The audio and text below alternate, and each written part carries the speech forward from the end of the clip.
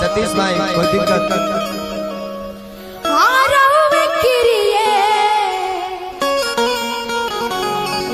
राजा कहियो माहुर खाके मर जाई पियल ना छोड़बा त कुछ कर जाई राजा कहियो माहुर खाके मर जाई पियल ना छोड़बा त कुछ कर जाई गिरौवे गिरिए रौवे गिरिए रौवे गिरिए रौवे गिरिए राजा कहियो माहुर खाके मर जाई पियल ना छोड़बा त कुछ कर जाई राजा कहियो माहुर खाके मर जाई पियल ना छोड़बा त कुछ कर जाई सावन के महीना पवन करे सोर सावन के महीना पवन करे सोर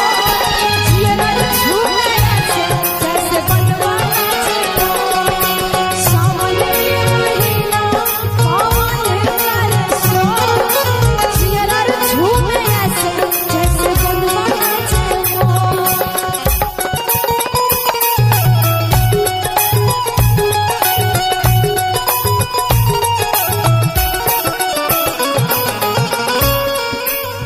हमारो के लगही सुतालिए हमारो के लगही सुतालिए बेकरार के रोज करे हमारो के लगही सुतालिए बेकरार के रोज करे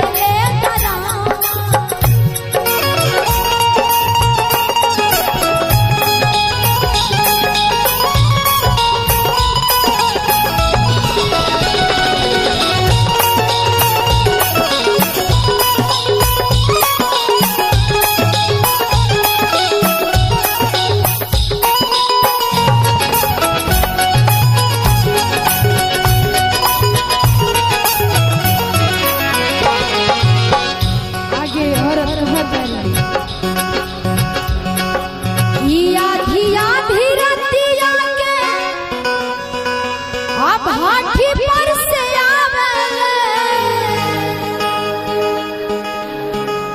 मानना पड़ेगा प्रमुख साहब जी को जिस समय से आए हैं लोग उसी टाइम से बैठे एकदम कंटिन्यू सुन रहे हैं वाह नहीं बीते कि आधी आधी रतिया के अब हाथी पर से पीट के केवाड़ी हमरा के जगावेले कि पीट के केवाड़ी हमरा के जगावेले आधी आधी रतिया के हाथी पर से आवेले पीट के केवाड़ी हमरा के जगावेले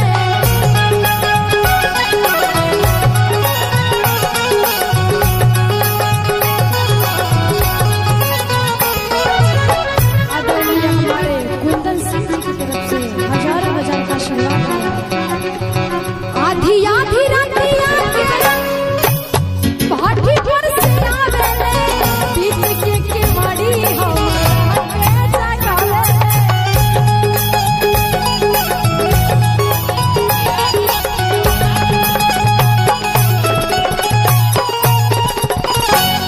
हमारे मुखिया जी की तरफ से इनका कहना है कि वो नहीं पीते हैं भगवान अच्छा हाँ कि मारे खातिर दौरस लेके बसवा के खामा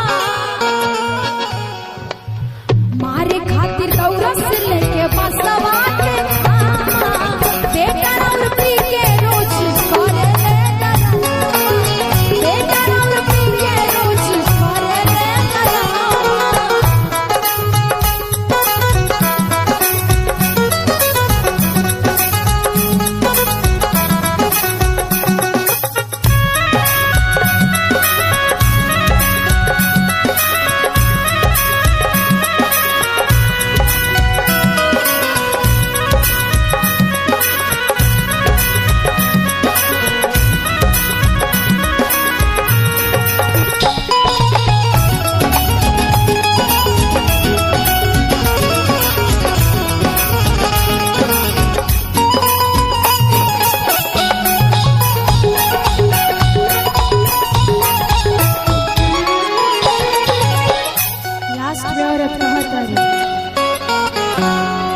कि कृष्णा बेदारा दी